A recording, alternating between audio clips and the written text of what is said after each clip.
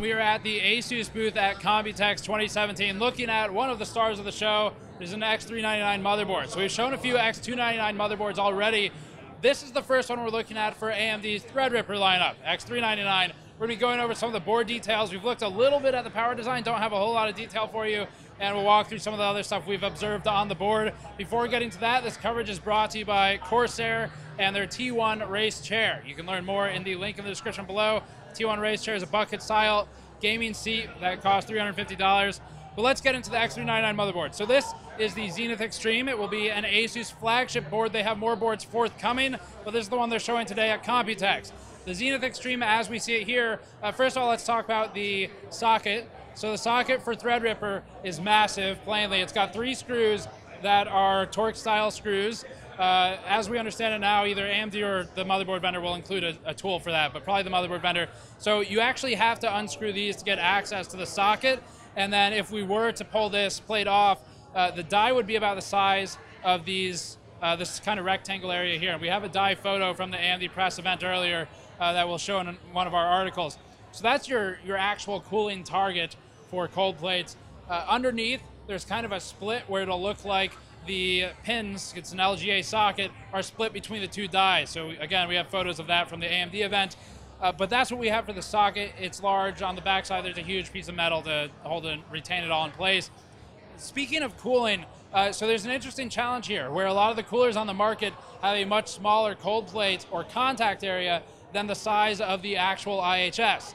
Fortunately, it doesn't really matter if the IHS is large because what we really care about is cooling the die. We'll see in testing, obviously, how that actually works out thermally, but the theory is you could actually use a standard like cold plate on any CLC on the market, and as long as you're covering the die, you're okay. But again, we'll look at that in the CPU review. Going back to the motherboard, for power design, it looks to be an 8-phase V-core design. I don't know the power component supplier. I'm thinking International Rectifier though, because we're seeing them everywhere this show, every single board we've seen. So 8-phase, memory's 2-phase, so it's 8 plus 2, and it's 2 per side, so you've got 2 and 2 for the phasing on the memory.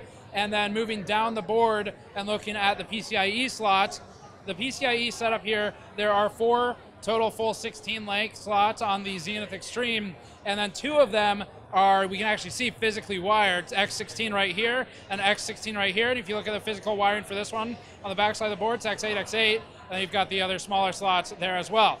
Threadripper supports 64 PCIe lanes, so you could actually do quite a lot, but for what we're looking at here, you can definitely do 2 full X16 setups. Moving on from those and looking at some of the other things on the board. A lot of the stuff on the bottom, ASUS has had for a while now on their boards. There is a 4-pin Molex for extra GPU power, for GPU overclocking, and remove some of the strain from the PCIe socket itself. And then moving right, we've got normal USB front panel, all that stuff with your safe boot and reset switches for overclocking, which are things that we actually use that red button quite frequently in our own overclocking with AM4 and the Ryzen line. There is standard SATA over here, and then plenty of it. There's M2 support under this plate. So for I/O and storage, you can remove these 2 screws and remove the glossy part of the chipset cover. That comes out, and then there's an M.2 socket under there. I don't know the details on how they're cooling it or what the thermal pad is or anything like that, but you could put an M2 device in there. This, we've got U.2 support and SATA, USB 3 going up the board, start and reset button, things like that. And then interestingly, 2 8-pin power connectors in the top right.